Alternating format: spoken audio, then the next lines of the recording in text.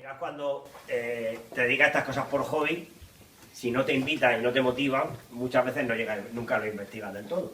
Yo no me dedico desde hace 8 años a estudiar el tema de la riada del año 73, como os podéis imaginar. Yo me dedico a trabajar en la Diputación, tengo la suerte de que por hobby conseguí llegar a dar clase en la Universidad de Historia Económica y a mí estos retos me encantan. Y esto fue un reto, básicamente. Me llamó en octubre o noviembre, me dijeron, ¿tú serías capaz? Tal, y digo, pues yo creo que sí. Y bueno, vamos a ver si soy capaz. Bien, que yo venga a hablar de la riada del 73, aquí a la gente de Cueva, siendo de Almería, siendo de la Plaza Pavía, mezclado con pescadería de Almería, pues me siento un poco fuera de lugar. No me he dado tiempo a saberme los pagos, que es lo que luce en estos casos, ¿no? Los distintos pagos de la Vega de Cueva, no me los sé. O sea, por tanto, habrá muchas cosas que probablemente me equivoque, por tanto, tienen todo el permiso y el derecho del mundo a corregirme y sobre todo a enseñarme. Cualquier cosa que sea imprecisa, errónea o mejorable, yo le invito a planteármelo, porque al final, igual que llevo meses aprendiendo, pues voy a seguir aprendiendo.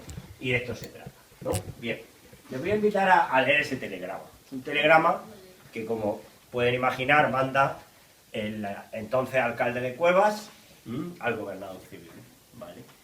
Vamos a empezar con él y prácticamente también vamos a terminar con él y algunos otros, ¿no? Bien.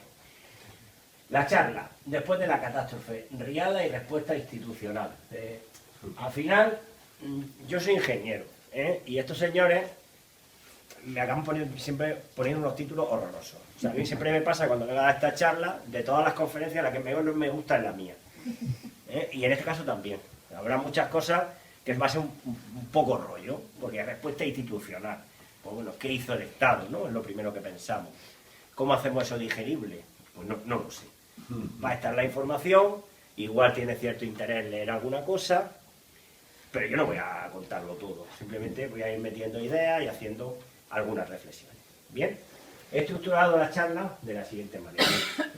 Como al final vi en los distintos programas de las actividades que no hay ninguna actividad específica o sobre algunas cuestiones generales de la riada del 73, la riada del 73, pero no ha venido ningún experto, creo yo, a contar exactamente cómo sucedió la riada del 73.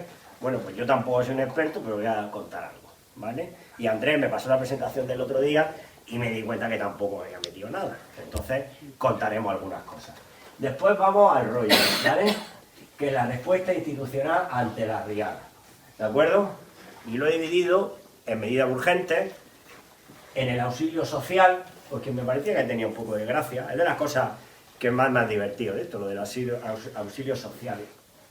Y luego, por otro lado, las medidas normativas. Las medidas normativas va a ser un poco lo del BOE, ¿vale? Eso que viene en el BOE es un poco rollo, ¿no? Pero bueno, ¿qué hizo el Estado entonces de Franco en el año 73 para paliar los efectos de la riada? De una forma genérica, en Granada, Almería y Murcia, que es donde tiene lugar la catástrofe, y hablaremos algo particularizado de la provincia de Almería y más en detalle, algún detalle sobre Cuevas, ¿de acuerdo? Daremos algún dato sobre Cuevas, ¿no? Bien. ¿Por qué? Pues porque esta riada, como bien ha dicho Enrique, tiene trascendencia en nuestra provincia. Nosotros pensamos siempre en el calzamiento del río, ¿no? Como primera idea, ¿no? Que evidentemente es algo que le viene muy bien al pueblo, ¿no? El desarrollo de la zona regable, la concentración parcelaria. Bien. Para la gente de Almería, cuando le hablas del pantano de Cueva, siempre dice, para almacenar la llegada de los caudales procedentes del trasvase Tajo Segura en una primera fase, 15 hectómetros cúbicos y luego hasta 120. Los 120 no lo ha visto nadie, ya lo sabéis, los 15 nos cuesta verlo, ¿vale? Pero la gente se le olvida que yo creo que el pantano de Cueva no se habría hecho si no hubiera sido por la riada del 73. El pantano de Cueva es un pantano fundamentalmente de laminación, ¿vale? De laminación. Y creo que el pantano se hace para laminar avenidas y como resultado de esa avenida catastrófica, ¿vale? Explica lo que es laminar. Laminar una avenida es básicamente tener un almacén donde las puntas de la avenida hidrológica la almacenamos y ya está, es una como como almacenar el agua para reducir el caudal punta, que lógicamente no atraviesa. Ahora lo veremos, de todas formas, con algún dato que creo es interesante y alguna cosa curiosa también que me he encontrado, ¿vale? Finalmente, he querido terminar con esto de eran otros tiempos, ¿vale? Eran otros tiempos, porque me he encontrado una cosa que me parece una anécdota bastante interesante, bastante incomprensible en estos tiempos, en el que la clase política se dice lo que le da la gana entre ellos, ¿eh? Y me ha llamado mucho la atención, ¿vale? Yo estoy un poco familiarizado con estas cosas. Empiezo diciendo, nací en el año 76, soy hijo de la democracia, por tanto a mí estas cosas todavía me siguen sorprendiendo, ¿vale? Bien, empezamos con unos apuntes sobre la riada del 73, para que entendamos. La riada del 73, que aquí sucedió el día 19, ¿no? El 19 de octubre del año 73, comenzó el fenómeno meteorológico que dio lugar a ella. Realmente la primera manifestación empezó el día 18. El día 18, en esta zona de aquí... No. Sí. Claro, tienes que hacerlo con el ratón. Ah, vale.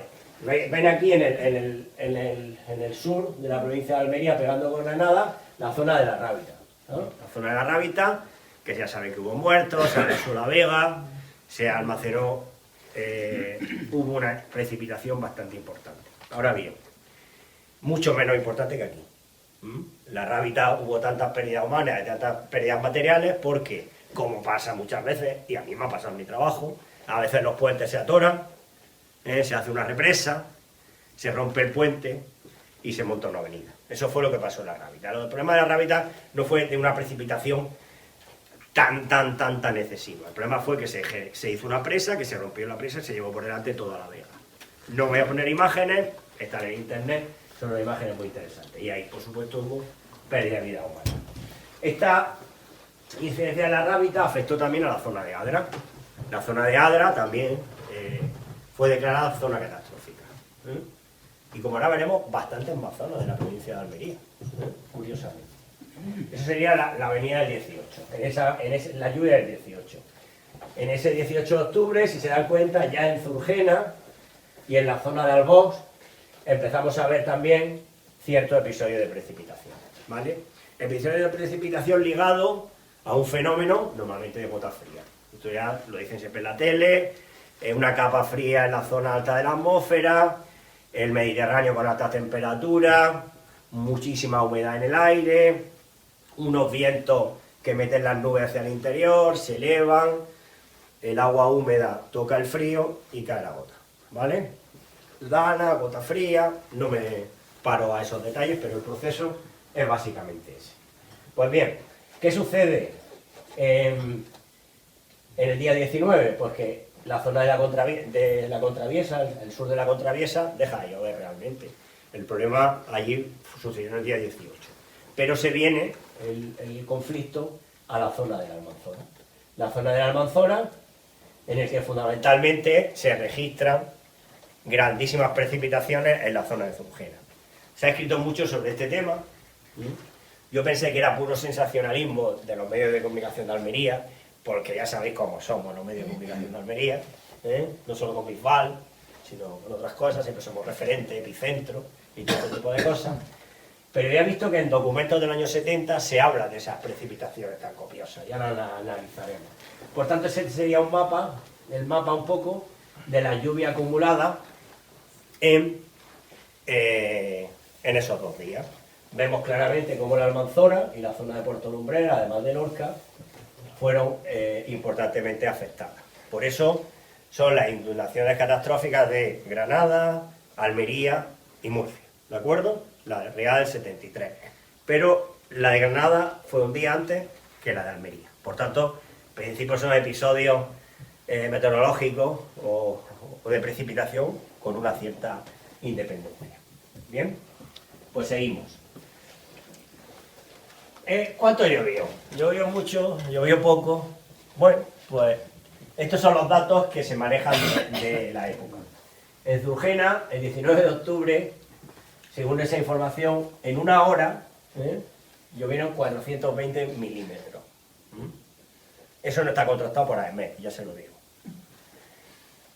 Eso es mucha lluvia.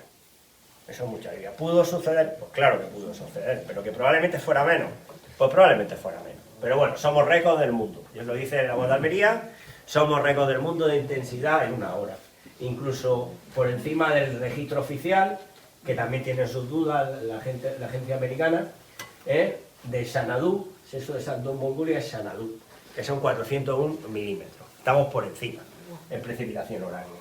En cuanto al máximo nacional en 24 horas, el dato se ha registrado en Oliva, en Valencia, con 817, ¿vale? Y en Zurgena se habla de 600 milímetros. ¿Por qué digo esto de los 600 milímetros?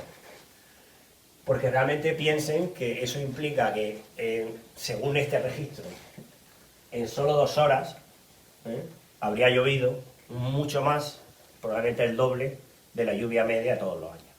O sea, lo que llueve en Zurgena, de media, en un año, habría caído en 2 horas. ¿Puede ser verdad? Puede ser verdad. Ahora bien, a mí me parece un dato que habría que cogerlo con pinzas, con bastantes pinzas, y más aún si, por tener un orden de magnitud, pensamos que en el sitio de España donde más ha llovido en una hora, han sido 130. O sea, es que de 130 a 420 que se dice que llovió en Zurgena, hay una diferencia como para ponerlo en duda, ¿vale? Pero bueno, somos récord del mundo, pues somos récord del mundo, ¿vale? Aquí veis un poco toda la lluvia. Si os dais cuenta, las lluvias no son tan excesivas en el grueso, ¿no? O sea, los 600 de Zurgena parece que están un poco fuera de magnitud, ¿verdad? Sería un episodio realmente extremo. Fíjense, la zona de la Almanzora, las precipitaciones 2 días, en el entorno de por debajo de 200, y en Zurgena 600 en 2 horas. Es muy fácil pensar que ha llovido mucho cuando hay una inundación, ¿vale? Pero a lo mejor es un poco excesivo.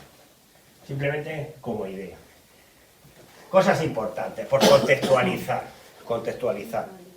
Evidentemente se suma a una elevada precipitación unos coeficientes de escorrentía muy elevados. El coeficiente de escorrentía es mayor cuanto menos revegetado está el suelo, cuanto menos esponjoso está el suelo, cuando la pendiente es mayor. Aquí se habla que en esta avenida, de cada 3 gotas de agua, o de cada 3 litros de agua que cayeron al terreno, podían haber llegado 2 al cauce y haber generado escorrentía.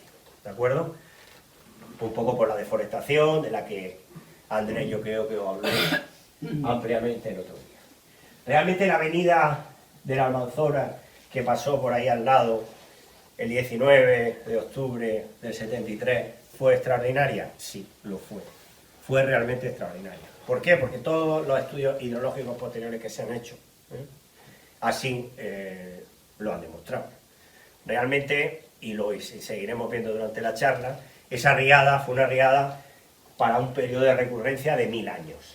¿De acuerdo? La cuestión probabilística que se usa en hidrología, el periodo de recurrencia o el periodo de retorno de 1000 años. ¿Vale? ¿De acuerdo? ¿Eso qué quiere decir? ¿Que cada 1000 años sucede? No, es que la probabilidad de que suceda es de 1 partido entre 1000.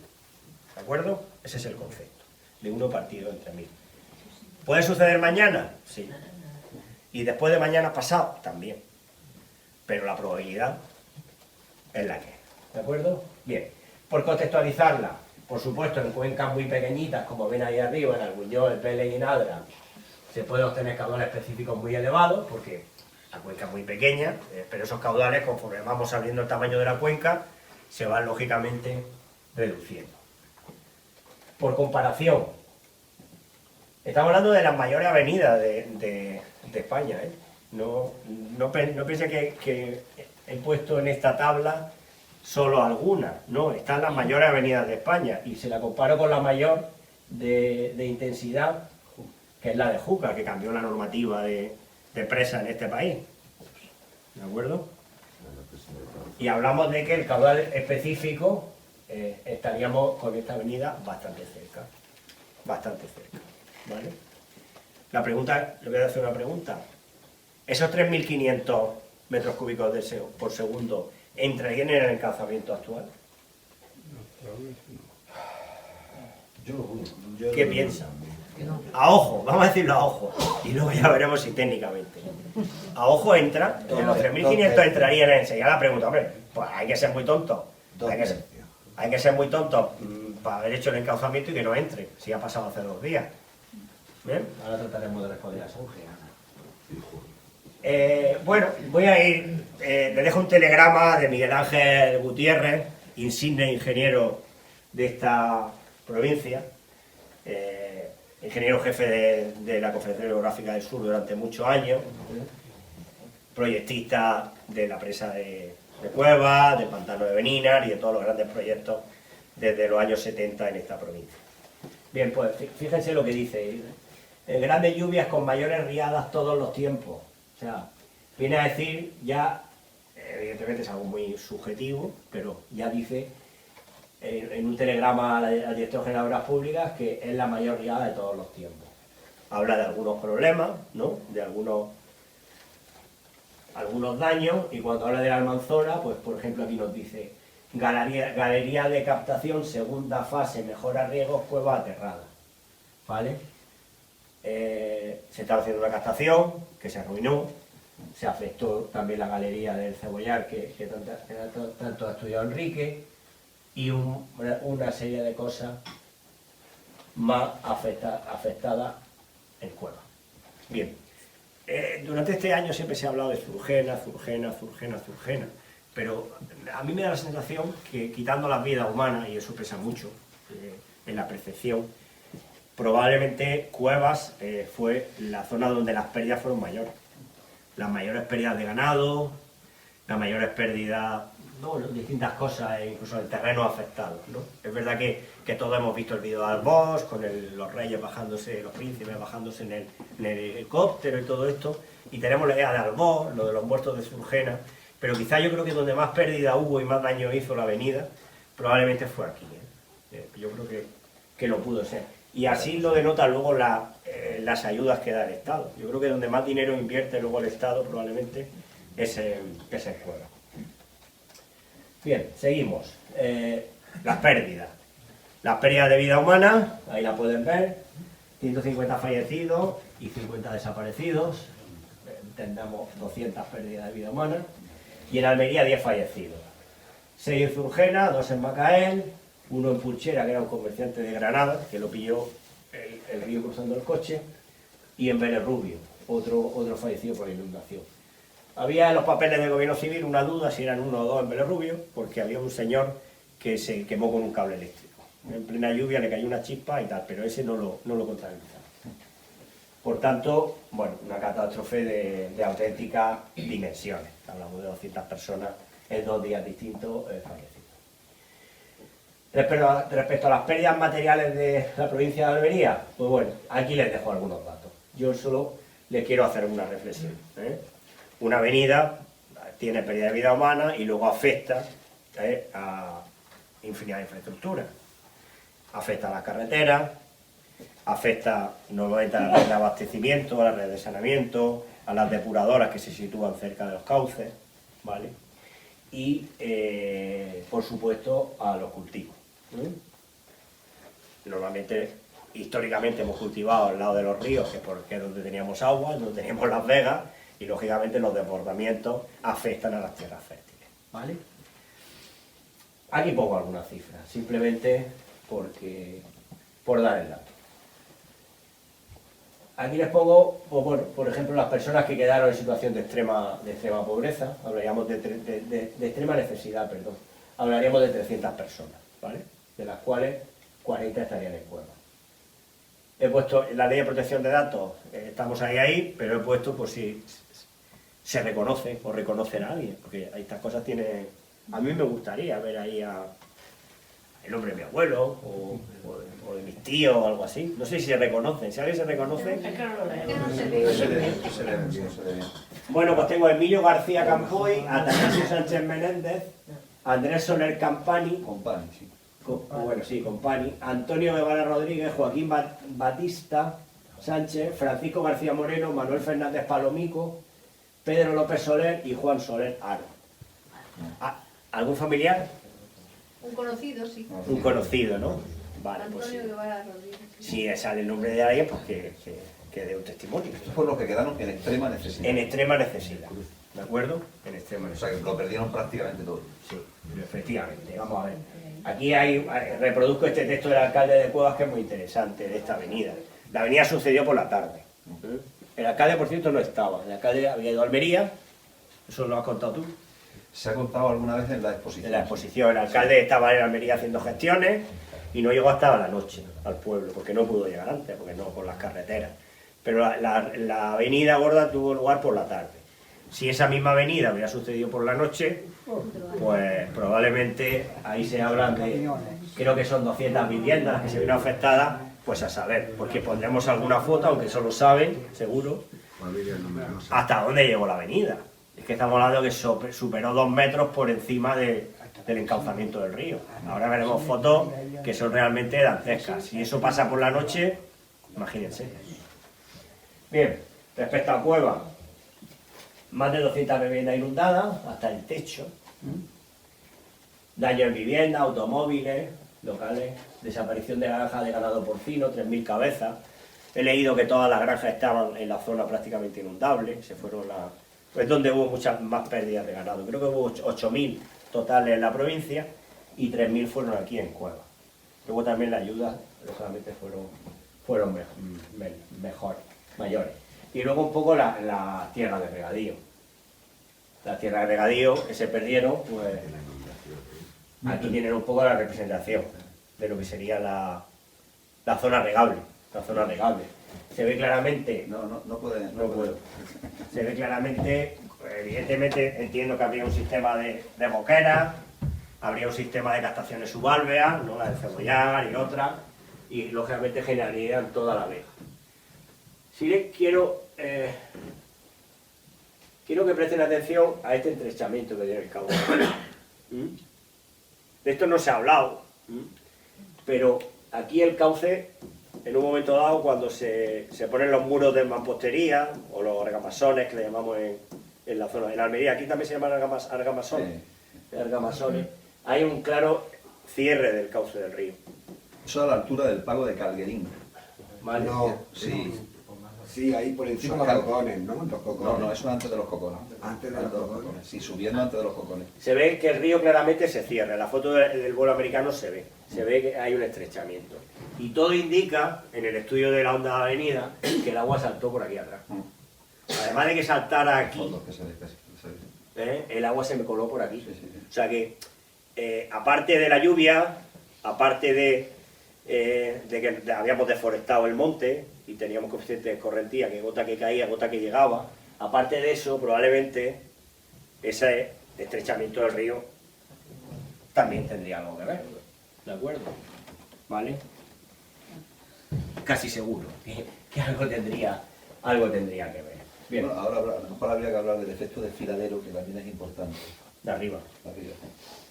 Bien, más problemas, lógicamente redestrucción de acequias de riego, destrucción de muros de encauzamiento, zonas del lecho del río que quedaron por encima de las tierras de labor, por tanto cualquier avenida posterior habría sido mucho más catastrófica. La destrucción de los tramos finales de la red de saneamiento, la red de saneamiento de Cueva en ese momento, los colectores conectaban con unos pozos filtrantes que había en el río, lógicamente al entrar el agua por la zona de la Vega quedaron cortados y el agua residual empezó un poco a aflorar incluso en las calles, en las viviendas, y es un grave problema en estas circunstancias. Una de las cosas que hay que atajar inmediatamente. Por eso, si se dan cuenta, se hace una hipercloración, como luego veremos, en la red de abastecimiento. ¿Por qué? Porque normalmente el agua de saneamiento no las vemos nunca. Pero cuando hay una tragedia de este tipo, el agua de saneamiento empiezan a correr por las calles. Por tanto, ahora veremos que una de las medidas es echarle mucho más cloro al agua, para que sea mucho más desinfectante. Bien. En el caso de Cueva, no se rompió la red de abastecimiento. Es verdad que como hubo un apagón de suministro eléctrico, los pozos dejaron de funcionar, porque ya se abastecía con pozos, y lógicamente, en el momento que el Cebollar y este tipo de infraestructuras dejan de también dar servicio, los pozos no pueden funcionar, ¿no? Pero en principio no hubo problema de suministro y desabastecimiento, ¿vale? Y luego, pues, la desaparición de trabajos de captación del río que se estaban realizando, como ya hemos visto antes en el telegrama del ingeniero jefe de la demarcación de la provincia de Almería. Bien, aquí les pongo en esta foto para que vean un poco, aunque luego tengo una, que no sé si Enrique la conoce. Hay un vuelo, Enrique, de toda la cuenca del río Almanzora del año 74. Y en ese vuelo se ve perfectamente todos los efectos de la avenida y además de las obras que hicieron para tratar de evitar otros daños catastróficos. Ahora lo veremos. Aquí se ve en este vuelo del 77 un poco cómo se vería afectado la Vega. ¿Veis? Creo que el cambio de tonalidad es bastante importante, ¿vale? Creo que las pérdidas para la agricultura quedan bastante claras, ¿no? La pérdida del regadío al fin y al cabo, de la infraestructura y demás, que ya se habrían empezado a recuperar, pero no estarían del todo recuperados, ¿vale? Bien. Y bueno, más cuestiones. Todo lo que estoy poniendo ahí es información archivística, ¿eh? Del gobierno civil, de escritos de informe de la Guardia Civil, que en ese momento la Guardia Civil pintaba mucho, y informaba de todo lo que sucedía, no solo en cuestiones de delincuencia, sino también en cuestiones de esta naturaleza. Y bueno, quiero dejar esto de varios profesores y otros 10 alumnos rescatados en barca, ¿vale? ¿Y por qué? Porque quería poner esta foto. ¿Y esto qué es? Esto entiendo que es un colegio. Sí, el Sotomayor, sí. Claro, La antigua escuela graduada se llamaba entonces. Bien. Aquí he marcado hasta dónde llegó el agua. Igual no lo ven bien desde ahí, pero se ve perfectamente el nivel del agua. Por tanto, imagínense esta avenida en las casas por la noche. A la avenida, eso de que se va llenando el compartimento pasa en el Titanic, ¿sabes? Y le pones ahí con la boca a ver si puede respirar. Eso no funciona así. Aquí en Almería no funciona. Aquí viene un arreón. Viene un arreón. La agua baja brava y turbia además. Y muy turbias, como seguro que Enrique en alguna foto de la exposición tiene. Por tanto, hasta ahí llegó el agua. Imagínense una riada de este tipo por la noche. Bien, entramos en la parte más de abogado, ¿no? De licenciado en Derecho, de legislación. Vamos a intentar que sea rápida. La respuesta institucional. Lo primero que quería dejar claro. Las instituciones no son solo el Ayuntamiento, la Junta de Andalucía, la Diputación y el Gobierno de España. ¿De acuerdo? Las instituciones son también las agrupaciones de ciudadanos. ¿De acuerdo? Cruz Roja es una asociación, por ejemplo. Cualquier entidad que se organice con unos fines en común es una institución, ¿de acuerdo? O sea, olvidémonos de concepto de institución, administración. Aquí vamos a hablar un poco de todas ellas, porque tiene un papel muy importante en relación al auxilio social. Vamos a distinguir tres tipos de medidas: las medidas urgentes, el auxilio social y las medidas normativas. Las medidas urgentes, pues como su propio nombre indica, son aquellas que en la mayoría de las cosas de forma desorganizada se llevan a cabo. A salto de mata, con prisa, con urgencia. No existía la UME, no existía protección civil, ¿vale? Y un poco en aquella época pues hacían lo que podían, como ahora veremos. Primera cuestión a tener en cuenta. Dentro de las medidas urgentes, todo el parque de maquinaria de Lírida, todo el parque de maquinaria del Instituto Nacional de Colonización, se trasladó a la zona siniestrada para empezar a trabajar. ¿De acuerdo? Toda la maquinaria de todas las delegaciones, pues en Aragón, en Cataluña, en Valencia, se desplazan a trabajar en las labores de movimiento de tierra, ¿vale? Por supuesto hay que reponer los cauces. Imagínense que una ciudad como Cuevas, después de una primera avenida, está completamente desprotegida ante una segunda, ¿vale? Y así fue. Realmente en Cuevas, como pueden ver en esta foto, de enero del año 74, solo 3 meses después de la avenida, empezaron a hacer trabajos de restauración, ¿vale?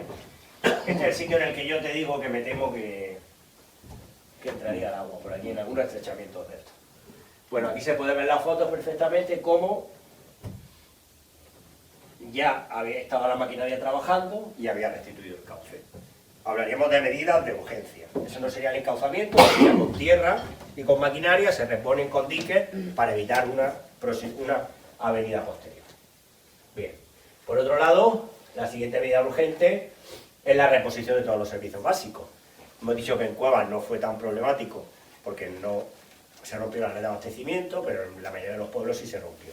Por tanto, tuvieron que existir inversiones extraordinarias, más de los presupuestos que ya se manejaban, para la reconstrucción de los servicios del ciclo del agua. Bien, tanto ejecutados por los ayuntamientos, como Diputación, como por la Confederación Hidrográfica. En ese momento tenía un papel muy importante sobre el abastecimiento de las pueblos. Por otro lado, el Ministerio de la Vivienda envió ajuares. Este es un concepto que ya a mí me cuesta entender, lo de los ajuares, porque en mi época no se lleva esto de decir los ajuares, pero yo entiendo que es todo el textil de una casa, ¿no? Sí, Toda la ropa, las mantas, las toallas, ¿no? Es el concepto de... Los colchones también se considera ajuar. Sí, todo, colchones, somieres, todo esto es ajuar de casa. Ajá, o sea que todas las cosas que solemos tener en una casa... Sí, Era- pero los muebles, que no se considera tanto como Ajá. ajuar. Ya, perfecto. Bien, aquí tenemos las Juárez. Esta foto la tendréis por ahí seguro. Es de aquí, de De helio, sí.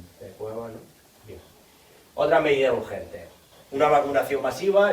Sanidad hizo una vacunación masiva para el tifus, ¿vale? El tifus, lógicamente, en el momento que hay aguas residuales, animales muertos, es un problema y se hizo una vacunación masiva. ¿Te suena esto de la vacunación masiva? Si más de uno pasamos, pero Pasamos. por el cole. Sí, ¿no? Yo creo que era una triple vírica, porque era cólera, tifus y también era tétanos. Yo creo que nos vacunaron de las tres. Bueno, ¿qué quiero decir? No te lo discuto, en el informe sanitario dice No, en el- antitifo para tiftifi. No, en el expediente del ayuntamiento sí que aparece como una vacunación colectiva contra, es decir, tifus, cólera y También, tétanos. vale. Lo del antitifo sí lo tengo claro, que es la fiebre tifoidea, la fiebre amarilla, no sé qué, pero lo del paratífica ya me ha costado más trabajo enterármelo. Como les decía, hipercloración del agua, que es lo que se haría en Cueva, para evitar que las aguas residuales, lógicamente, si el agua que nos llega a la casa tiene mucho más cloro, evidentemente la capacidad de desinfectar luego cuando se vierta al terreno será también mayor y el cloro aguantará más tiempo, ¿vale? Por otro lado, por supuesto, el suministro en camiones de cisternas de agua, esto todavía no pasa en la provincia, en algunos sitios, pero también sucedió en muchos pueblos en ese momento. Y luego el enterramiento de cadáveres, hablamos de 3.000 cerdos, imagínense 3.000 cerdos dando vueltas por el río. Los cerdos por allí, pues igual, enterramiento, calviva, ¿de acuerdo? En la medida de urgencia.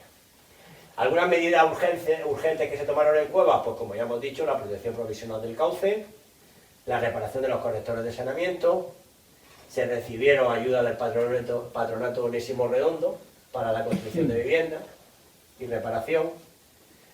En Cuevas no se consideró necesaria la instalación de viviendas prefabricadas, porque eso fue una medida normativa que luego veremos, pero aquí no se estimó oportuna. Y por otro lado se enviaron a Juárez, ¿vale? 39. Los mismos que en Surgera, ¿vale? Curioso. ¿Por qué?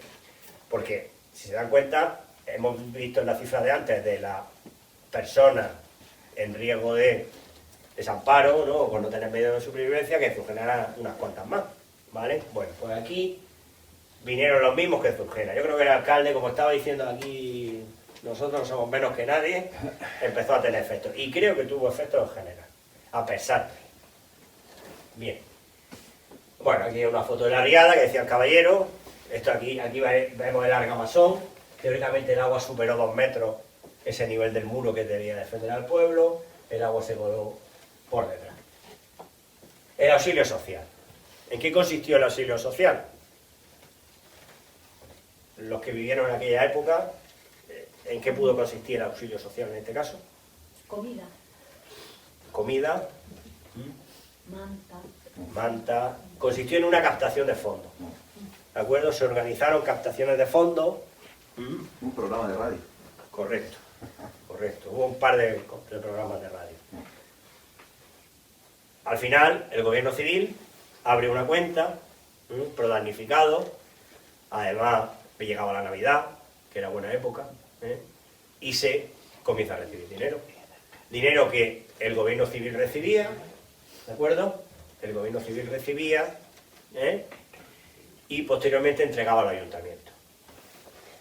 No sé los criterios, no era un reparto proporcional, lo entregaba al ayuntamiento. Por eso,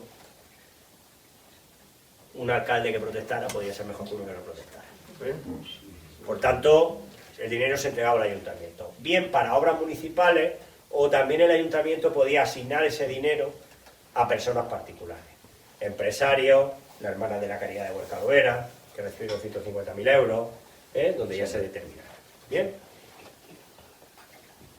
Importante, se recibieron un total de 18,5 millones de pesetas, de los cuales el 13% vinieron a Puebla, ¿vale? Que es un porcentaje importante dentro del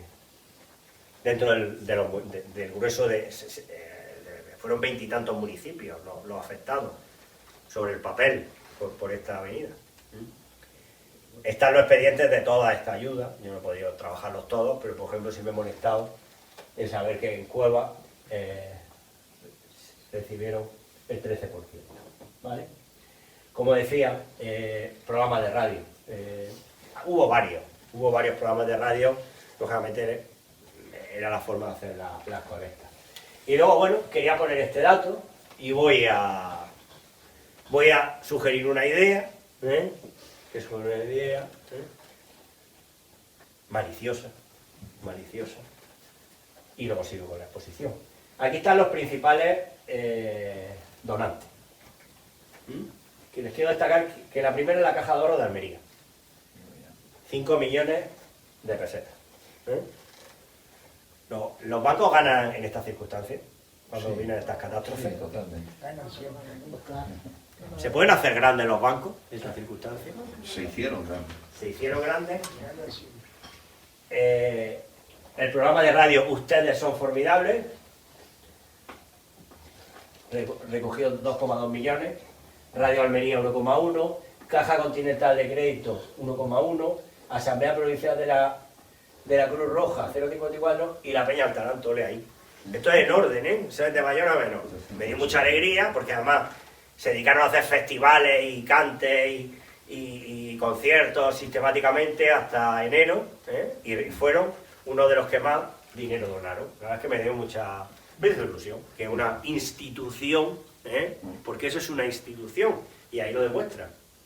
Una peña flamenca es una institución, ¿vale? Bien, esto por supuesto, pues, estas cosas hay que hacerlas así.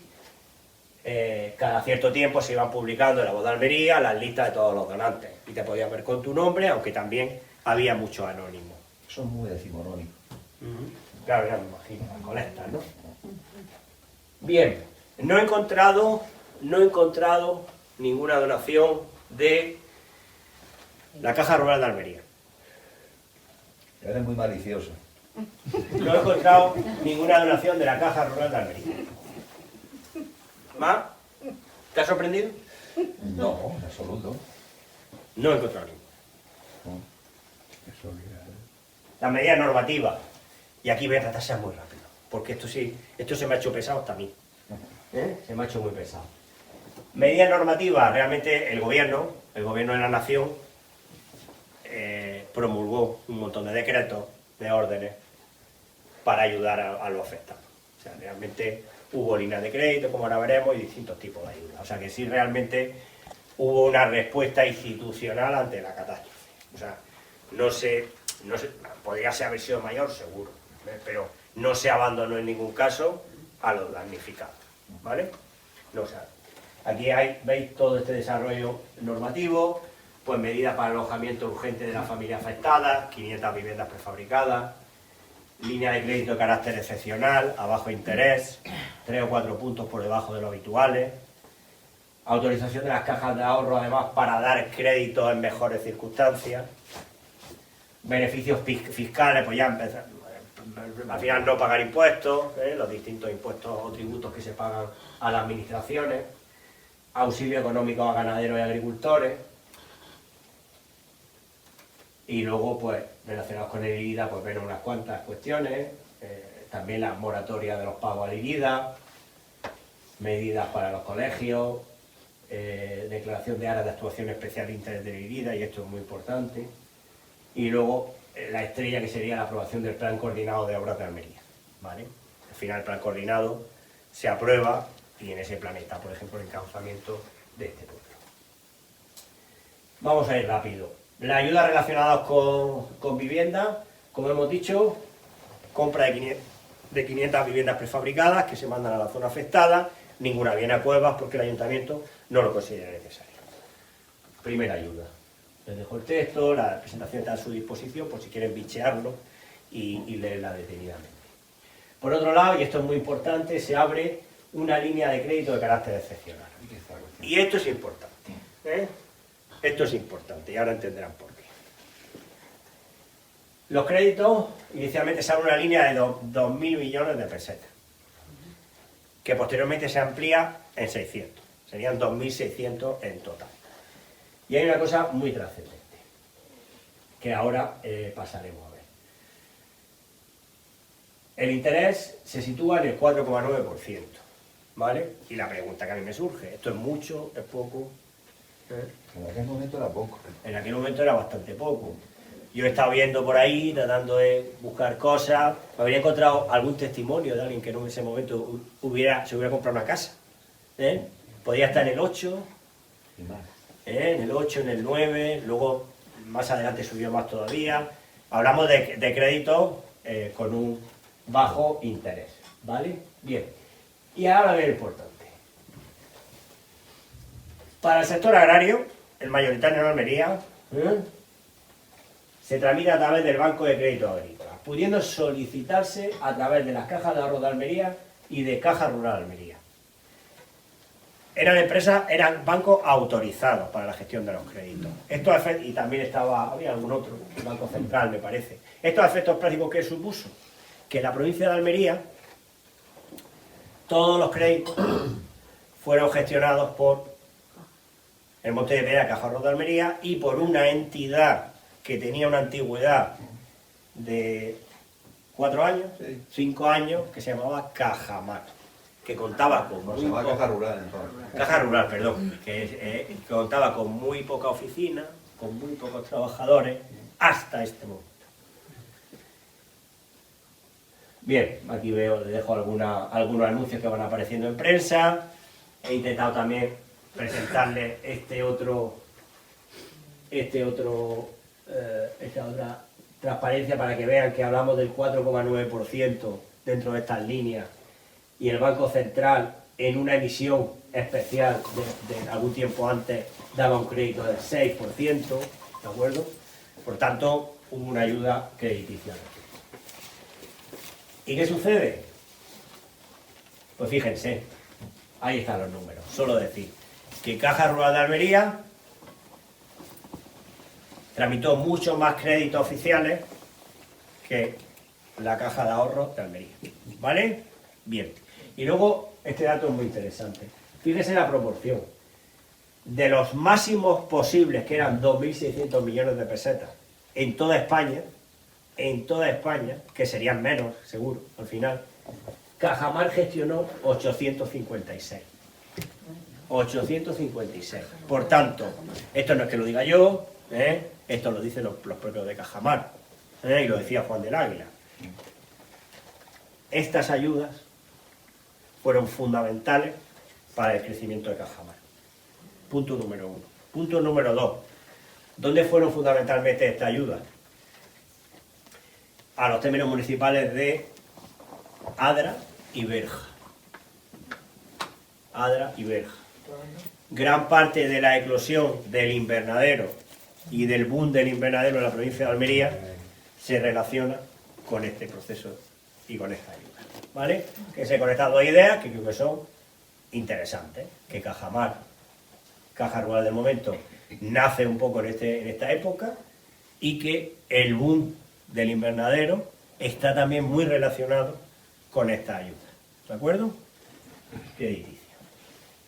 Ahí tienen los números, yo creo que hablan por sí solos. Bien. Igualmente se dio la posibilidad a las cajas de ahorro, además de con ese crédito, se le autorizó a dar crédito, el gobierno de España le autorizó a dar crédito con una reducción del 2% del que estaba oficialmente fijado, ¿vale? O sea que otra ayuda más que dio lugar a que también estas entidades dieran crédito por su cuenta. Y fíjense, fíjense el estado de cuenta 31 de 01 de 1974. Caja Rural recibe pero no da. Bueno, no da porque no dio el auxilio social, ¿vale? Estaban empezando y no tenía mucho dinero. Bien, fíjense en este dato. Es que es interesante. 31/01/1974. Caja Rural de Almería declara haber dado 760 préstamos por valor de 182 millones de pesetas. Caja Rural de Almería no da datos. Le diré más, no es que no mande los datos, es que hay una carta expresa diciendo que no manda los datos porque son datos privados. ¿Vale? Como curiosidad. Al final, cuando uno investiga, si no hay cosas curiosas, es un rollo. A mí estas son las cosas que me divierten. Pues hay una carta firmada de puño y letra que dice que no tienen por qué dar los datos. Pero en 2023, ahora ya sí, se puede sacar pecho. Y sabemos que Caja Rural de Almería dio 1.300. ¿Qué quiere decir esto? Que dio, fuera de la línea de ayuda, todavía más que dentro de la línea de ayuda. Por tanto, gestionó más de 2.000 millones. O sea, Cajamar gestionó en esos 4 meses, gestionó el mismo dinero que todas las ayudas que oficialmente se dieron a España, que fueron 2.600 aproximadamente. ¿Se imaginan eso, la repercusión que tuvo para la Caja? Ellos lo reconocen. O sea, ellos saben perfectamente, y Juan del Águila lo decía. Creo que en el documental de 50 años de invernadero en la provincia de Almería lo decía expresamente. Fue fundamental. Aparte para el desarrollo de la agricultura almeriense. Bien. Más líneas. Moratorias fiscales. No voy al detalle, pero sí voy al plano. No estamos hablando de 4 términos municipales. No estamos hablando de 4 términos municipales. En azul están todas las zonas donde tuvo vigencia la moratoria. Que básicamente, aunque luego va saltando, es curioso porque en no todos los decretos los pueblos son los mismos. Es curioso. Sería fácil pensar que la zona debería ser la misma, la afectada por la inundación. Pues se metieron con muchos términos municipales. Si ves los planos de precipitación, no parece que lloviera tanto en todos los sitios. Pero se metieron muchos términos municipales. Y como les digo, Berja Balanegra, nosotros como ya trabajamos pleno de diputación, Balanegra ya está independizado, pero Berja Balanegra, Adra. Por tanto, imagínense la de invernaderos que se podrían hacer allí. Porque además la ayuda de Lerida ya hablaba expresamente de invernaderos. Bien, auxilio a los ganaderos, indemnizaciones, subvenciones hasta el 30% de las instalaciones ganaderos que sustituyan a la afecta, indemnizaciones directamente por cabeza. El caso de Cuevas, pues bastante paradigmático.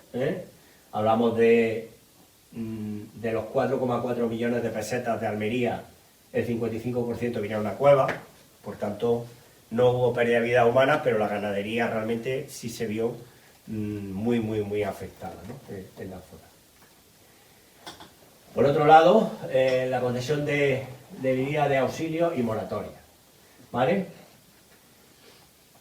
Y la obligación de redactar el plan de coordinado de obras. Por tanto, continuaron la ayuda. Esta foto es fantástica. Esto, para los que nos dedicamos un poco a la ingeniería y la hidrología, esta foto esta me la guardo yo porque es estupenda. Se ve perfectamente todas las redes por ahí, el pozo de saneamiento y cómo el agua, lógicamente, entraría desde arriba, ¿vale? Bien. Lo mismo en Irida, en todas estas zonas. Y aquí pasan cosas curiosas, ¿no? Aquí, por ejemplo, aparece Padula y Ganjaya, que no aparecen en ningún lado. Y después, entonces, aquí sí, en la ayuda de Irida sí aparece, ¿no? Entonces, bueno. Que hablamos de Adra, hablamos de Cuevas, hablamos de Zurgena, hablamos de Alboz, pero todas esas partes de la provincia se vieron beneficiadas de las mismas líneas de ayuda, ¿vale? Bien. Concesión de ayuda del IRIDA directamente. El IRIDA en la zona que habíamos señalado en el plano anterior, el IRIDA directamente asumió económicamente la reconstrucción de los terrenos, la reconstrucción de los campos, ¿vale? Ahí tienen algunos datos. En Cueva, 12 contratos por valor de 1,5 millones de pesetas. Están todos los contratos, ahí, en los que además son expedientes como todos los del IRIDA, muy buenos, que se ven todos los propietarios, dónde está situada la parcela, y si alguna vez os interesa desde el punto de vista archivístico, están completos los expedientes. Están de todos los pueblos de la provincia de Almería donde se recibieron ayuda. Yo no he podido, pero si algún día puedo, miraré Adra y miraré Berja, porque pueden salir cosas realmente interesantes. Bien, otra cuestión importante, la pedida concentración parcelaria. En los discursos, en las peticiones del alcalde de Cueva, sistemáticamente está pidiendo siempre la concentración parcelaria. ¿De acuerdo? Y llega también después de la avenida. Hablamos del año 74. Ya llegó la avenida, porque además es importante a relacionarse con el encauzamiento. Aplazamiento, no me paro aquí porque, bueno, aplazamiento de todas las cuotas relacionadas con el régimen especial agrario durante un tiempo, una moratoria, y vemos también que afecta a gran parte de la provincia de Almería. Finalmente, lo relacionado con Confederación, se aprueba el plan coordinado de obras, plan coordinado porque es entre el Ministerio de Obras Públicas y el Ministerio de Agricultura a través del IRIDA.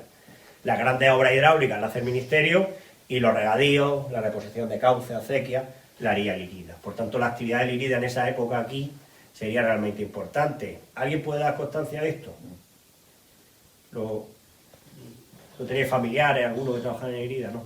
Vale, pues fueron realmente importantes. ¿Bien? Bueno. No, pero el IRIDA sonó muchísimo. El IRIDA era un término muy familiar, es decir, todo el mundo sabía que el IRIDA estaba y que estaba trabajando. O sea que... Hablamos de, aquí podéis ver todos los encauzamientos que se hacen. Realmente se encauza, por lo menos se planifica el encauzamiento de toda la provincia. Evidentemente se empieza prioritariamente por las zonas más afectadas y con mayor riesgo de peligro. Adra y Cueva. Realmente de todo este plan, las primeras obras que se adjudican y se ejecutan son el encauzamiento del río Adra y el encauzamiento del de vuestro pueblo, el de Cueva. ¿Vale? Bien. Bueno, pues vamos a hablar un poco de las medidas para el control de la inundación en Cuevas de las Manzoras, ¿no? Porque ya hemos visto que puede llover podemos tener una avenida de 3.500 metros cúbicos por segundo, por tanto, se nos ha ido el encauzamiento histórico, parece evidente que el encauzamiento histórico ha sido incapaz de contener la avenida y la Confederación decide encauzar de nuevo el río. Bien. Aquí podemos ver un poco el detalle, cómo estaría en el año 74 el encauzamiento del río. Aquí ya lo he puesto bien, lo he orientado a norte, ¿vale? Y vemos el estado un poco en el que se encuentra. Estaría el río todavía en tierra, lógicamente eso no se puede quedar así, porque el río en esas circunstancias, ante una nueva avenida, volvería a irse y volvería a inundar los distintos pagos. Aquí podéis ver un poco el estado, ese sería el puente, y vemos cómo la vega está totalmente desprotegida por aquí abajo. Incluso por ahí arriba, la vega sigue en el año 74, ahí se ve perfectamente los efectos, digamos, de la avenida. Pues bien, de una forma muy rápida, ya en el año 74, se proyecta el encauzamiento del río. Este proyecto ya configura la sección tipo del cauce tal y como la conocemos. Evidentemente no se hizo en un año ni en dos, se acabaría en los años 80, ¿no? Me imagino. ¿El encauzamiento? El encauzamiento el hasta 79, el 79 está casi concluido. El 79 está casi bien. Pues el primer tramo que se ejecuta es, lógicamente, el que he dibujado antes. Se ejecuta el tramo desde donde empieza la vega de Cueva, hasta la parte baja de donde está el meandro, donde da la curva, aproximadamente por ahí. Pero vamos a ver, hay un dato muy interesante. Esto es que me ha encantado, como curiosidad. Fijaros lo que dice, año 74, y tú me puedes ayudar, que yo todo esto casi no me lo sé porque te he leído a ti. Dice, el caudal de 1500 metros cúbicos por segundo es el máximo admisible que se evacuará por el cauce en condiciones normales. ¿No era 3500? O sea, en el 73 pasaron 3500, ¿eh? Y hacemos un cauce para 1500. ¿No? Ahora después en las intervenciones, es que hay una, hablando con Miguel Ángel, tú te has referido antes a Miguel Ángel. No, vamos a seguir leyendo, Sí, sí. vamos a seguir leyendo, pero fijaos lo que dice. Teniendo en cuenta el efecto laminador del envase Eso. de Almanzora, situado aguas arriba del encauzamiento. En el año 74, ¿dónde estaba el embalse? No, era la proyección del Ah, envase. ya, pero es que estaba en el año 74. Es que Miguel Ángel lo contaba así, es decir, hemos calculado esto a 1500 metros cúbicos por segundo porque hay proyección de un embalse Pero laminado todavía más no, arriba. todavía no Claro, estaba, evidente pero todavía que no estaba hecho el evidente proyecto. que El proyecto era de 56. Sí, sí. Era Un curioso. planteamiento perverso, pero ahí está. Curioso. ¿Eh? Y si no se hace el embalse, y pasan 15 años y se lía, ¿qué? era muy arriesgado como ingeniero, ¿eh? Sí, sí. Decir esto. Pues antes de que se terminara el embalse, yo me acuerdo de chico de ver el caudal del río que le faltaba 1 metro para llegar hasta arriba. Los muros nuevos. Sí, de los muros nuevos. 26 de octubre de 1977. Eso fueron las imágenes que yo te pasé. Sí, ahora veremos algunas que le tengo que pasar porque me la encontré. Estaba pequeñito. Que es muy buena. Se me quedó a mí... Sí, correcto. Bueno, incluso habla de 2000, llegando el agua completamente hasta arriba, ¿vale? Pues eso es una cosa que me ha llamado la atención. Bien. Bueno, simplemente decir que las obras comenzaron el 24 de enero del 76, ¿vale? Aquí pongo la adjudicación incluso de quién hace la obra. Se encauzan 2.580 metros, se construyen los 3 azudes para asegurar que el perfil longitudinal del río permanezca estable y no aumente la pendiente. Y el presupuesto del proyecto es de 98 millones de pesetas. Y ese sería el encauzamiento tal y como hoy día lo conocemos. ¿De acuerdo? Sobre la foto del 77. La disposición, esto es del proyecto original, que todos conocen. En la margen derecha mirando el camino más ancho, en la margen izquierda siempre se mira hacia aguas abajo, el camino más estrecho, la solución 2-1 de taludes, zahorra compactada con una losa de hormigón de 20 centímetros. Rastrillo arriba y abajo para asegurar el cauce. Y esta es la solución que podéis ver cuando acercáis. Pues bien, hemos dicho que las obras empezaron el 24 de enero de 1976. ¿Y cuándo fue la avenida? 26 de octubre del 77. Esa. ¿Vale? Esto es interesantísimo, porque es que la obra estaba a media. La obra estaba a media. Yo cuando me mandó el vídeo Enrique, que no he visto todavía esta foto, es que me dije, no puede ser, es que está la obra a media. En esta fecha estaba ejecutado prácticamente todo el cauce de tierra, pero se estaba echando la losa de hormigón. O sea, fijaros la casualidad. Y realmente en la zona del pueblo, aguas arriba del pueblo ya se había echado, mayoritariamente. Y por eso probablemente con estos niveles y en el vídeo que tú tienes se salvó el pueblo. O sea que fue una pura casualidad que no se volviera a repetir la avenida. Por nada. Pensar que por meses. Y más como hacemos la obra, que imaginaos lo que tardamos. Pues fijaos que aquí está en tierra todavía. Aquí está en hormigón, probablemente esto no está hecho porque es la curva que está en el puente, y el pueblo se salvó por la programación de obra, porque empezaron por un lado y no por otro. Entonces, una cosa realmente curiosa, esto es tierra, realmente tuvieron que hacer proyectos modificados y tal, nuevos, porque en muchos sitios el cauce se fue. El cauce realmente se fue, se rompió en muchos sitios y tuvieron que ampliar el presupuesto de la obra para poder llevarlo a cabo. ¿Vale? Bien. El resto de la historia, pues creo que ya lo conocen. Yo simplemente les quiero dejar esa idea fuerza, que yo creo que la gente de Cuevas lo tiene claro, pero la gente de Almería no, es que el embalse de Cuevas es un embalse de laminación. Y cuando dicen, vaya ingenieros petardos, que hicieron un embalse que está siempre vacío, ahora no porque echamos con la desaladora, es que no, que esto es un embalse de laminación. de laminación y que además recibiría el agua del Tajo Segura. De todas formas, antes de que llegara el Negratín y el Tajo Segura, el pantano se llenó a los 3 o 4 años de hacerse. Sí, en los años 90. Y no fue por traer aguas de otros lados. Sino Claro, que- correcto. Pero no podemos hacer un pantano para seguir una vez la vida. ¿Vale? Sí, estoy de acuerdo contigo. Sí. Pero no se hace un pantano para seguir una vez la vida. ¿Vale?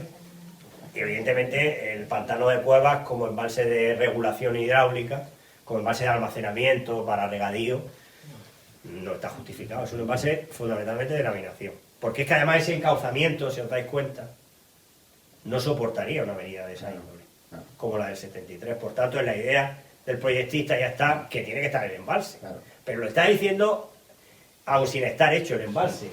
Ni siquiera, si miran los años y a fecha, ni siquiera se ha empezado a hacer proyecto. No es que no esté hecho, es que no está hecho ni el proyecto. Y luego, bueno, pues me gustó también esta reflexión del alcalde, ¿no? de Cueva, de Jesús Caicedo. No podemos silenciar que la desgracia sufrida, que puede repetirse como cualquier fenómeno de la naturaleza, se hubiera evitado de estar construido el pantano de la Almanzora, cuyos proyectos parece que duerme el eterno sueño de los justos.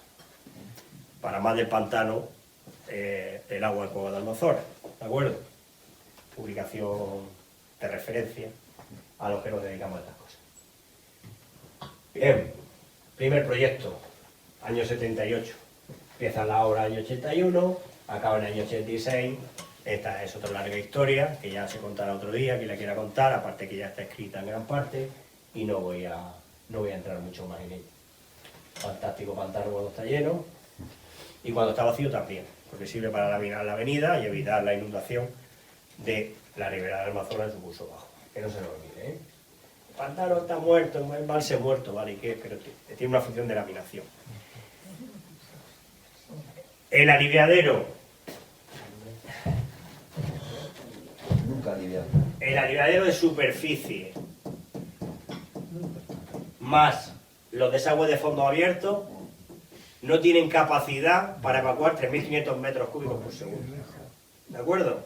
Por tanto, si llegan los 3.500 y está el embalse completamente lleno, se desborda. Por eso, cuando hay riesgo, ¿qué hacen? El chorro. De todas maneras, por normativa, no puede superar el 80% de su capacidad. Aparte, pero a efecto de diseño. Por eso es que están tirando el agua, ¿vale? A veces habéis visto que están tirando el agua por el desagüe de fondo. En el año 92-93 yo creo que abrieron. No están tirando el agua porque tienes que tener un resguardo para que poder laminar la avenida, un poco lo que decíamos, ¿no? 93. 23. Sí, Febrero del 93. perfecto. Bien, bueno, ya os he soltado, ya he terminado, pero hay una cosa que me ha gustado. Como hijo de la democracia, había una cosa que me ha gustado, que me he encontrado, me ha llamado mucho la atención. Y lo he llamado, eran otros tiempos, ¿vale? ¿Por qué? Y acabamos con el principio. ¿Cómo le sentaría al gobernador civil de un régimen dictatorial un telegrama de este tipo? ¿Qué dice? No podemos leer. Empezad lo que a leer todo, ¿vale? Venga, lee. Claro. Te informo que la situación en Cuevas y comarca es calamitosa. Punto. Necesitamos ayuda por todos conceptos, especialmente víveres y ropas. Estamos sin luz, agua, ni medios de comunicación. Urge tomar medidas para la población inquieta y muy preocupada. Todas las ayudas son pocas. Magnitud de la catástrofe, imposible describirla. Urge visita, ministro de Vivienda y Agricultura. Abrazo, Jesús Caicedo, alcalde de Cueva. Telegrama remitido por el alcalde de Cueva al gobernador civil. ¿Fecha? El 20, el día después de la lluvia. 20 de octubre. 20 de octubre, el día después de la lluvia. Pero es que tenemos más telegramas. El alcalde envía telegramas al jefe del Estado, a los príncipes de España, al presidente del gobierno, al vicepresidente del gobierno, ministro de Agricultura, Obras Públicas, Planificación, Industria, Vivienda, Trabajo, Gobernación, Comercio, Educación y Ciencia. Un detallico, ¿no? Texto. Comunico desastre total cuyo causa desbordamiento río Almanzora. Confiamos urgente ayuda. Bien. Siguiente telegrama. mandado al ministro de la Gobernación. Al tercer día, catástrofe. Comunicamos no haber recibido ayuda de ningún género, excepto obras públicas y sanidad. Estamos solos ante inmensa desgracia. Necesitamos para sobrevivir decisiva intervención del gobierno. Pueblo desolado ante la confianza de que los ministros en su visita a esta zona tomaran conciencia directa de la gravedad de nuestro problema. Pasaron de largo. Este pueblo confía en el caudillo. No queremos defraudaros, Jesús Caicedo. Seguimos al gobernador civil y ahí le manda. Te informo que la situación en Cueva de la Almanzora es calamitosa, pronto necesitamos ayuda por todos los conceptos, víveres. Dice, urge tomar medidas, población inquieta y preocupada. ¿Vale? Y luego uno del gobernador civil de la provincia dice al gobernador, allá le dice al gobernador ahora, manifiesto grandísima decepción del pueblo de Cueva ante ausencia de autoridades provinciales, ministros y príncipes mañana de hoy. Esperados ansiosamente por pueblo desolado. Estamos solos ante la tremenda desolación. Impotentes y tal. ¿Y dónde están estos telegramas? ¿Ven el sello? ¿Cómo acabaron estos telegramas de la Carta de Cueva? Comandancia de la Guardia Civil. Sí. Comandancia de la Guardia Civil. Servicio de información. Sí, que se estaba pasando ¿Eh? de rosca. Sí, que terminaron en la Guardia Civil. Confidencial. La actitud del señor alcalde pidiendo cosas para su pueblo fue objeto de investigación por el servicio de información de la Guardia Civil. ¿Cómo la policía secreta? ¿Eh? Y el de Huercalovera también. ¿Vale? Pero son los únicos que yo he encontrado. Por tanto, yo me sentí orgulloso sin conocerlo de nada, y sería bueno o malo, pero yo cuando vi a este alcalde beligerante, realmente yo dije, mira qué bien, qué alegría que un alcalde pidiera de esa manera por su pueblo, que acabó siendo investigada su actitud y su forma de proceder por el Servicio de Información de la Guardia Civil. El gobernador de ese momento entregó esto a la Guardia Civil, ¿no? El gobernador lo que hace es que tanto Huercaloveras como Cuevas pide informe a la Guardia Civil de cuál es la actitud que está manteniendo el alcalde en esta situación. Si el alcalde está calentando a la gente del pueblo o si está teniendo una actitud de calmar los ánimos de la gente. Y en el informe lo que viene a decir es que no, que el alcalde trata de calmar los ánimos, que sí es muy duro en los telegramas, ¿de acuerdo? Pero que los telegramas forman parte del informe de la Guardia Civil. O sea, todos los telegramas que Hicieron están... un informe diciendo que Que se estaba pasando. Se estaba pasando un poquito, que se relajara. pero no pasa ¿Vale? nada.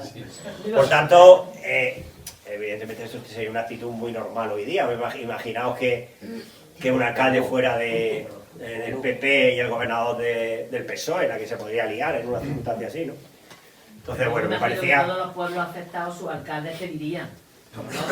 ¿No? Pero quizás no con la misma contundencia, ¿no? No pedían tanto. Más suave, más suave. Y es que dice cosas fuertes, ¿eh? Los telegramas dicen cosas fuertes, ¿eh? Es verdad que, hombre, yo no, la personalidad no la conozco. Decepcionado, estoy decepcionado. La persona no la conozco, entiendo que sea una persona de fuerte carácter, ¿no? Sí, sí. Sí, no sé si los... Y vive todavía. ¿Vive todavía? Sí, sí, sí. Sí, una persona de fuerte carácter, fuertes convicciones, ¿no? Porque es una forma de dirigirse muy vehemente. Es que hombre, este alcalde tenía un apoyo dentro del régimen, que era Miguel Vizcaíno Márquez, y Miguel Vizcaíno Márquez... ¿De Canjaya? Sí, bueno, de Oane. De Oane. Lo que pasa es que él colaboraba mucho con el instituto y el ayuntamiento de Canjaya, ¿no? Tenía patronales esto de regalar libros, regalar todo, ¿no? Entonces, el que está detrás del alcalde, de Huercalovera y del alcalde de Zurgena es Miguel Vizcaíno. Miguel Vizcaíno, dentro del régimen, se llevaba mal con el gobernador, pero le planteó toda la estrategia de escribir al rey, al otro, a todos los ministros, y estos siguieron al pie de la letra para conseguir las cosas. Este fue también el que hizo el Alto y muchas cosas por Almería, de un personaje realmente no reconocido, pero que tenía mucha influencia en estos alcaldes. Y sé que hay una correspondencia, a mí me lo contó Miguel Vizcaíno un día en Madrid, que él al alcalde de Cueva le había ayudado mucho en la riada. Fíjate que me llega el tema que uno de los planteamientos que hace Vizcaíno, que se equivocó, fue en Zurgena, como se había llevado al pueblo, intentó llevar el ayuntamiento y la capitalidad a la Alfoquía. Entonces se rebeló el pueblo y tuvo que coger al alcalde que había propuesto eso, sacarlo, que es nada menos que el hombre este que tiene los camiones en Anta, que ¿cómo se llama? El Frasquito Pérez Casqué, y lo quitó de alcalde de Zurgena, pues este al principio era el factor, y se lo dio de alcalde, quitó al de Anta y lo puso de alcalde allí. Es decir, para no... Poderío, ¿no? Pues fíjate si tenía poderío. Lo quitó de un pueblo y para que nadie pensara que había bajado en calidad, y el pueblo ganó porque se mantuvo el ayuntamiento en eso. Vizcaíno de los primeros que visita el pueblo. Bueno, ya Vizcaíno era procurador en corte y era general togado militar y tenía mucha fuerza, de hecho se quedó luego... Pero yo creo que el cerebro gris en esta movida... Contubernio. Sí, está este hombre asesorando a algunos alcaldes que eran muy amigos suyos, ¿no? Y un hombre muy enamorado de Almería. Y trata de ir contra el... Claro, es decir, él sabía los pasos que había que dar para conseguir cosas. Y entonces pues va a los príncipes, a tal, y habla de Franco, que no sabía que... En fin, sabía exactamente cómo había escrito los telegramas y cómo tenía que llegar. Y esto, de alguna manera, este tío estaba solapando en Madrid todo esto al papel del gobernador. Y entonces el gobernador dice, oye, que aquí me están... Están soliviantando. Exactamente. Yo creo que ese es el mal de fondo que hay ahí por el gobernador, porque de alguna manera alguien lo está puenteando. Puede ser que...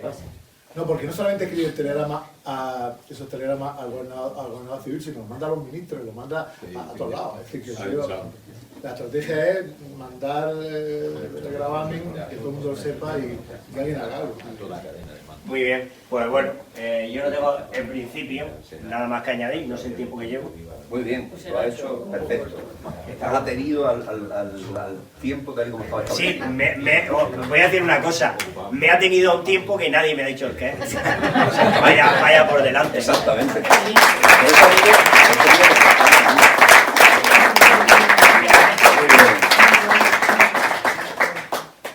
Bueno, pues abrimos un pequeño turno de intervenciones por si alguien quiere plantear, aunque se han ido planteando cuestiones a lo largo de la exposición, pero si alguien quiere plantear alguna otra duda o alguna pregunta.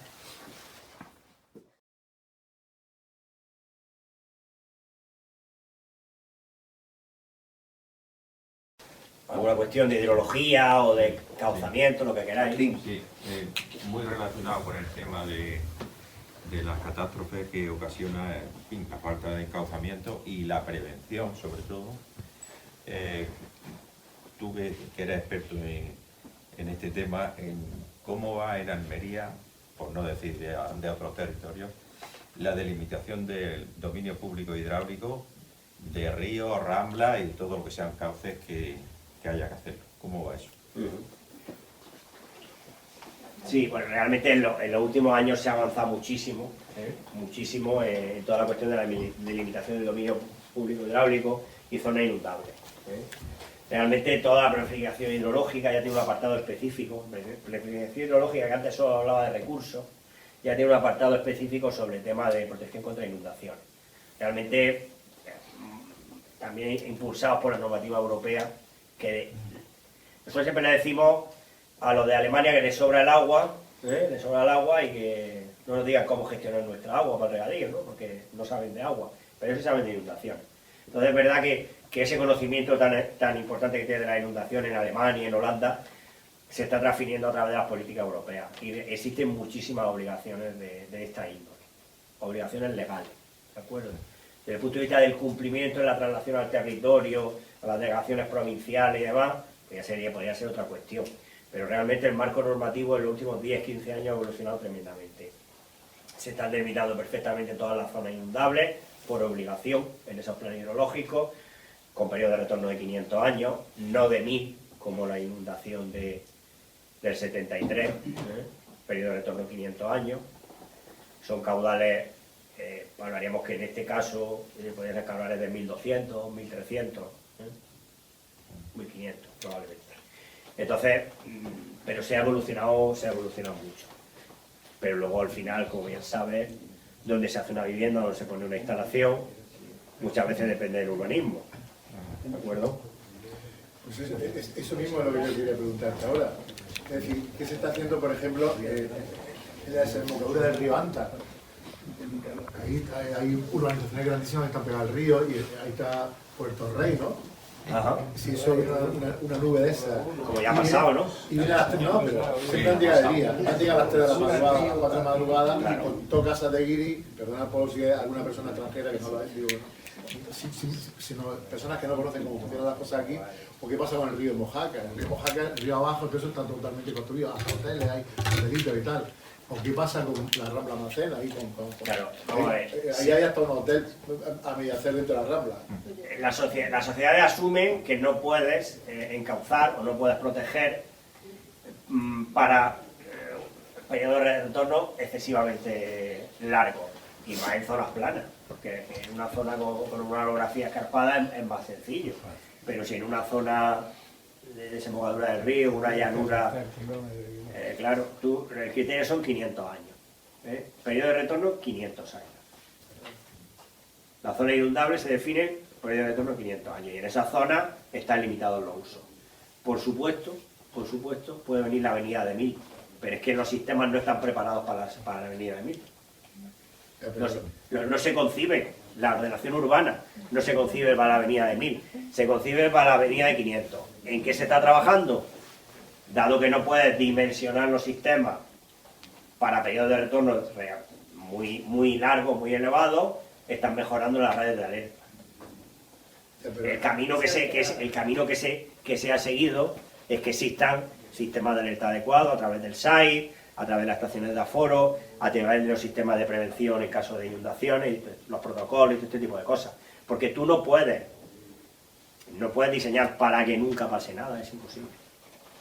Pero si estamos estudiando, Enrique y otra gente, 150 años con la prensa y con lo que hay, y ya tenemos repetición de las inundaciones en el mismo sitio, en los mismos lugares, y con muertos, y no se hace nada. La ley es muy clara, periodo de retorno 500 años. La precipitación, periodo de retorno 500 años. Si viene una precipitación de 750, se te va a inundar la casa.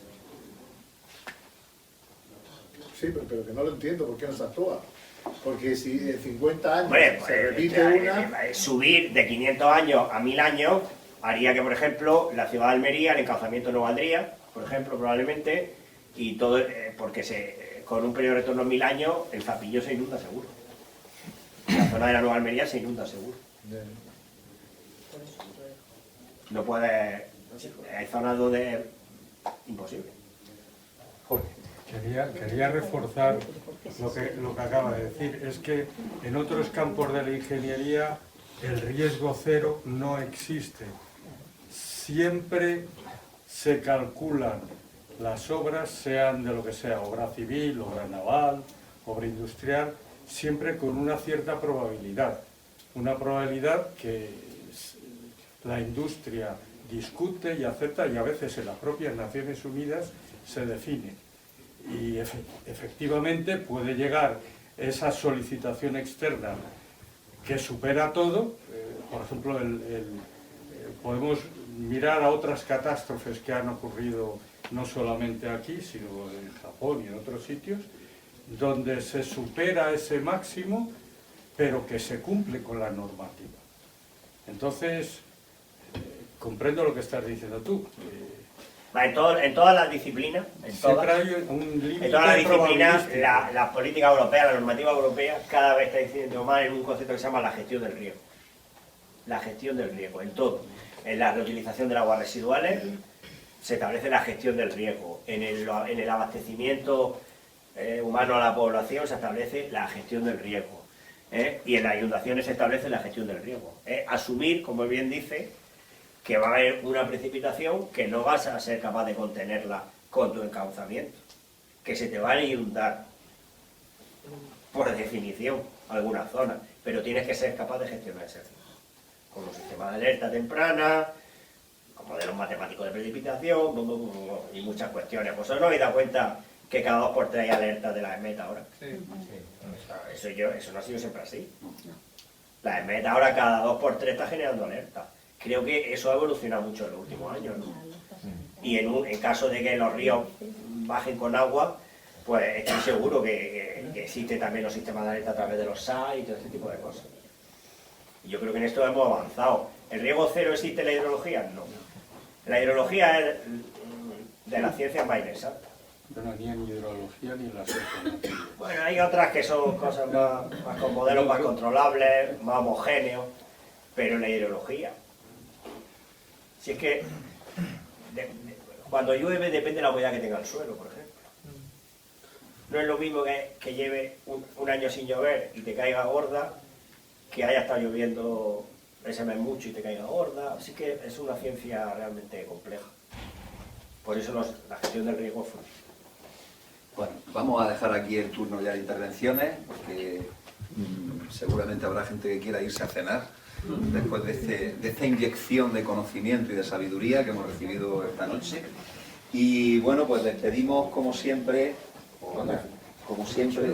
despedimos a nuestro conferenciante, aquí la concejala, pues con lo que es nuestra insignia, nuestro emblema cultural.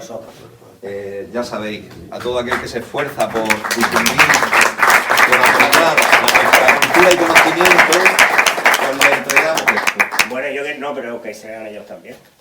No, que yo creo que se vean ellos. Tú no. No, si yo lo que quiero es hacer una foto. Vale, pero yo luego quiero con ellos. Yo quiero con el fondo. Primero vosotros, y ahora te hago las fotos que tú quieras. Y hacéis un selfie ya.